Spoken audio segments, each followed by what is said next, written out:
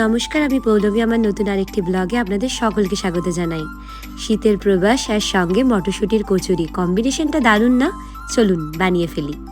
নিয়েছি ক্যাচের হিং আর কালো জিরে, যেটা আমি ফোড়নে ব্যবহার করব।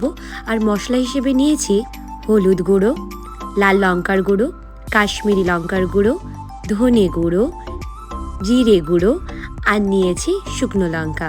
আমি এখানে গ্রেট ভ্যালুর ফ্রোজেন মটরশুঁটি নিয়েছি, আপনারা অবশ্যই টাটকা মটরশুঁটি ব্যবহার করতে পারেন। নিয়েছি কয়েকটি আদার টুকরো আর কাঁচা লঙ্কা, যেটা আমি মটরশুঁটির সাথে ভালো করে পেস্ট করে নেব। নিয়েছি পরিমাণ মতো জিরে গুঁড়ো, হলুদ গুঁড়ো আর দিয়েছি একটু লঙ্কার গুঁড়ো, এবং তার সাথে দিয়েছি একটু পরিমাণ মতো নুন আর চিনি। এগুলো পুরোটাই অপশনাল, আপনারা চাইলে শুধুমাত্র মটরশুঁটির সাথে আদা এবং লঙ্কা সহযোগে পেস্টটা বানিয়ে নিতে পারেন, তবে আমার একটু মশলা সহযোগেই বেশি ভালো লাগে।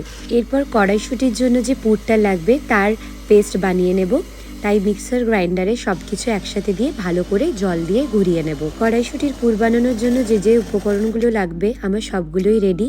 এবং দেখুন, এখানে নিয়েছি কড়াইশুঁটির পেস্ট, আর নিয়েছি কালো জিরে, আর নিয়েছি হিং। এরপর একটি পাত্রে আমি তেল নিয়েছি, আমি সরষের তেল ব্যবহার করেছি।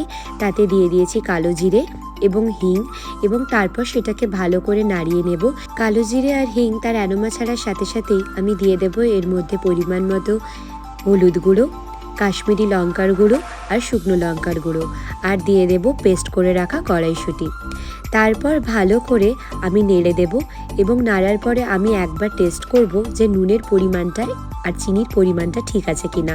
যদি লাগে আমি একটু তাই নুন চিনি মিশিয়ে দিয়েছি।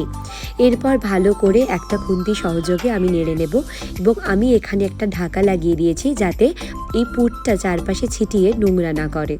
তারপর আস্তে আস্তে এটা যতক্ষণ না শুকনো হচ্ছে আমি ভালো করে পুরটাকে মিশিয়ে নেব, এবং দেখুন পুরটা ধীরে ধীরে শুকনো হয়ে এসেছে। এবার একটি পাত্রে তুলে নেব। যেহেতু ঘরোয়া পদ্ধতি কচুরি বানাবো আর আমার একটা ছোট্ট মেয়ে আছে, তাই আমি নিয়েছি একটু ময়দা, আর তার সাথে দিয়েছি আটা। আপনারা চাইলে পুরোটা ময়দা দিয়েই করতে পারেন, আমি কিন্তু একটু আটারও ব্যবহার করেছি। এবং দিয়েছি ময়নে সাদা তেল, নুন আর চিনি। এরপর কিছুক্ষণের জন্য, যেমন ধরুন আমি আধা ঘন্টা রেস্টে দিয়েছি, এবং আধা ঘন্টা পরে আমি ছোট ছোট লই বানিয়ে নিয়েছি। তাহলে চলুন দেখে নিই কীভাবে আমি পুরিটা বানালাম। আমি দুটো হাতের তালুর মাঝখানে লইগুলোকে ভালো করে গোল গোল করে ঘুরিয়ে তারপর একটু প্রথমে বেলে নেব। তার মধ্যে দিয়ে দেব মটরশুঁটির পুরটা। আমরা মেয়েরা যেভাবে শাড়ির প্লেটস বানাই সেভাবে এবার ধীরে ধীরে আমরা পুরীর এই প্লেটসগুলোকে মুড়ে নেব। এরপর এক জায়গায় মুখটা এনে ভালো করে বন্ধ করে দেব, একটু ময়দা স্প্রিঙ্কল করে, তারপর ভালো করে বেলে নেব। তবে খুব হালকা হাতে বেলবো, না হলে কিন্তু পুরগুলো বাইরে বেরিয়ে যাওয়ার সম্ভাবনা থাকবে। আমি এখানে দুরকম পদ্ধতিতে দেখাবো। প্রথমটা কিছুটা বেলে নিয়ে তারপর প্লেটস বানিয়ে তারপর মুখটা বন্ধ করে তারপর বেলে নেওয়া। দেখুন আমি এখানে দুবার ভালো করে দেখিয়ে দিয়েছি যে কিভাবে বেলতে হবে।